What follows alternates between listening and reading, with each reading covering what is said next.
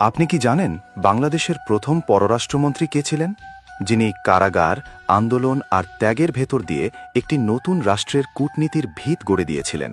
আর সবচেয়ে গর্বের বিষয়, তিনি ছিলেন সিলেট বিভাগের গর্বিত সন্তান। আজ সুরমা নাট্য নিয়ে এসেছে সিলেটের মাটি থেকে উঠে আসা আব্দুস সামাদ আজাদের জীবনগাথা।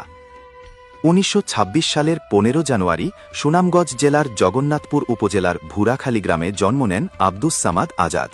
পিতা শরীয়ত উল্লাহর পঞ্চম পুত্র তিনি।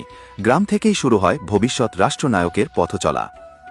সুনামগঞ্জ সরকারি জুবিলি উচ্চ বিদ্যালয় থেকে ম্যাট্রিক, সিলেটের মুরারি চাঁদ কলেজ থেকে স্নাতক, এরপর ঢাকা বিশ্ববিদ্যালয়ে আইন ও ইতিহাসে এমএ। কিন্তু ব্রিটিশ বিরোধী আন্দোলনে জড়িত থাকায় সরকার তার এমএ ডিগ্রি বাতিল করে দেয়।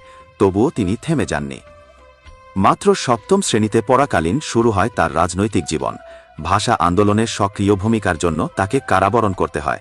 সংগ্রামী হয়ে ওঠে সামাদ আজাদের পরিচয়। আইয়ুব খানের সামরিক শাসনে একাধিকবার গ্রেফতার হন তিনি। ৪ বছর কারাভোগ করেও মাথা নত করেননি এই নেতা। ১৯৭১ সালে মুজিবনগর সরকারের অন্যতম প্রতিষ্ঠাতা নেতা ছিলেন তিনি।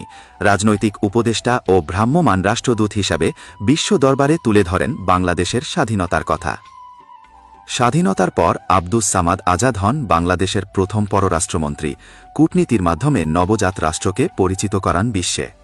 একাধিকবার সংসদ সদস্য, বিরোধী দলীয় উপনেতা, পুনরায় পররাষ্ট্রমন্ত্রী।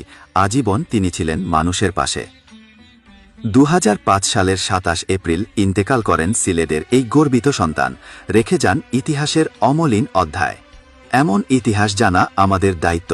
ভিডিওটি ভালো লাগলে লাইক দিন, শেয়ার করুন।